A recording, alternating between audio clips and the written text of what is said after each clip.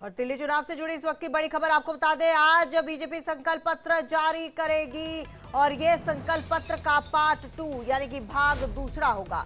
इस संकल्प पत्र में युवाओं पर ज्यादा फोकस किया जा सकता है। बीजेपी का फोकस युवाओं पर, यूथ पर ज्यादा होगा।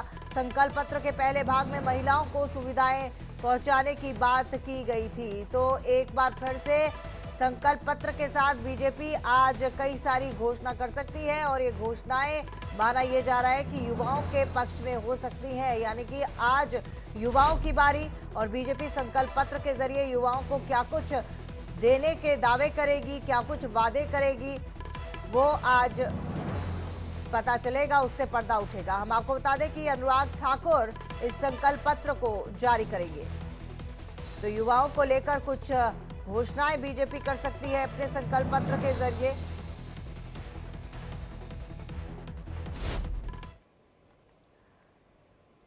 और देश की राजधानी दिल्ली में चुनावी संग्राम तेज हो गया है। राजनीतिक पार्टियां अपने पूरे दमखम के साथ इस जंग को जीतने में लगी हैं। पोस्टर, झुग्गी योजना के साथ साथ अब दिल्ली के सियासी संग्राम में डॉक्यूमेंट्री भी आ गई है।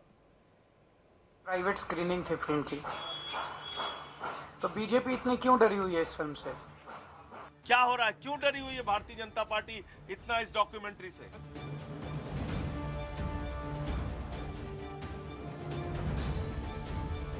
दिल्ली विधानसभा चुनाव की सरगर्मियों के बीच बीजेपी और आम आदमी पार्टी के बीच पोस्टर वॉर और तेज हो गया है। दिल्ली के चुनावी दंगल में हर एक दांव आजमा रही ये राजनीतिक पार्टियां सोशल मीडिया पर पोस्टर से प्रहार कर रही हैं। बीजेपी ने जहां एक और आम आदमी पार्टी संयोजक अरविंद केजरीवाल के खिलाफ पोस्टर जारी कर उनकी घोषणाओं और योजनाओं पर वार किया, तो वहीं आम आदमी पार्टी ने भी पलटवार करते हुए गैंग्स ऑफ बीजेपी नाम से एक पोस्टर जारी किया। इतना ही नहीं, बीजेपी ने अपने एक नए वीडियो में आम आदमी पार्टी पर पूर्वांचल के लोगों के साथ भेदभाव करने का आरोप लगाया और रोहिंग्या और बांग्लादेशी घुसपैठियों को समर्थन देने का दावा किया। वहीं आम आदमी पार्टी ने भी पोस्टर के माध्यम से बीजेपी नेताओं पर पलटवार किया, जिसमें लिखा है कि फर्जी वोट जोड़ रही है बीजेपी। जहां एक और दिल्ली चुनाव को लेकर सोशल मीडिया पर पोस्टर और वीडियो वॉर छिड़ा हुआ है, वहीं आम आदमी पार्टी के संयोजक अरविंद केजरीवाल पर बनी डॉक्यूमेंट्री अनब्रेकेबल की स्क्रीनिंग को दिल्ली पुलिस ने रुकवा दिया है, जिसे एक यूट्यूबर ने बनाया है। जब दिल्ली के पत्रकारों के लिए इस डॉक्यूमेंट्री की स्क्रीनिंग होने जा रही थी, तभी दिल्ली पुलिस ने इसे रुकवा दिया था। हवाला दिया था कि इसे रिलीज करने की अनुमति नहीं मिली है। इसके बाद से ही आम आदमी पार्टी लगातार बीजेपी और एनडीए की केंद्र सरकार पर हमलावर है। अपने ऊपर बनी डॉक्यूमेंट्री की स्क्रीनिंग पर लगी रोक पर अरविंद केजरीवाल ने सोशल मीडिया प्लेटफॉर्म एक्स पर एक पोस्ट कर लिखा कि ये फिल्म मेरे लिए बेहद भावुक है। ये हमारे पिछले 2 साल के संघर्ष की कहानी है। देश में किसी और पार्टी ने ऐसी साजिशों और पूरे सिस्टम के हमलों का सामना नहीं किया होगा, लेकिन मुश्किल वक्त ही दिखाता है कि हम असल में कौन हैं। आप इज अनब्रेकेबल। पहले ये कहकर झूठ कहकर रोक दिया गया कि कोई परमिशन ही नहीं थी। परमिशन क्यों चाहिए जब एक प्राइवेट स्क्रीनिंग है जिसमें कोई पार्टी का प्रचार नहीं, पार्टी का सिंबल नहीं, पार्टी का झंडा नहीं। पहले वहां रोक दिया गया और कल भी जब हमने दोबारा से स्क्रीनिंग का प्रयास किया तो बहुत आनाकानी करने के बाद एक बार को तो माने, पर फिर उन्होंने ऑडिटोरियम खुलने ही नहीं दिया। बार बार भाजपा एक हमारी छोटी सी मूवी स्क्रीनिंग को, ये मामला सब जुडिस है।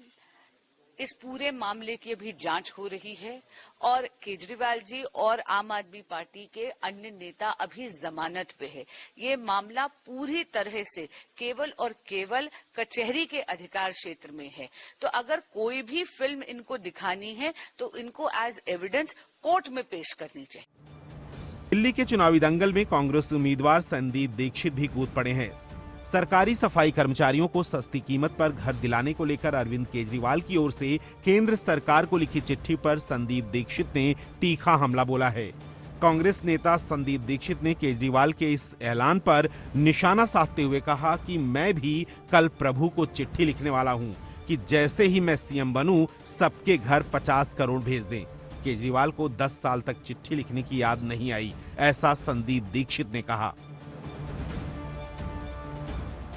यानी दिल्ली चुनाव को लेकर सभी सियासी पार्टियां कमर कस चुकी हैं। चुनावी जंग को जीतने में कोई कोर कसर नहीं छोड़ना चाहती। 5 फरवरी को चुनाव होंगे और 8 फरवरी को नतीजे आएंगे। ऐसे में देखना होगा कि दिल्ली की गद्दी पर कौन विराजमान होगा।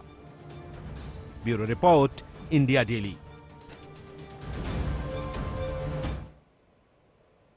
और दिल्ली विधानसभा चुनाव के लिए सभी दल चुनाव प्रचार में जुटे हुए हैं। अरविंद केजरीवाल ने सोमवार की शाम गांधीनगर में आम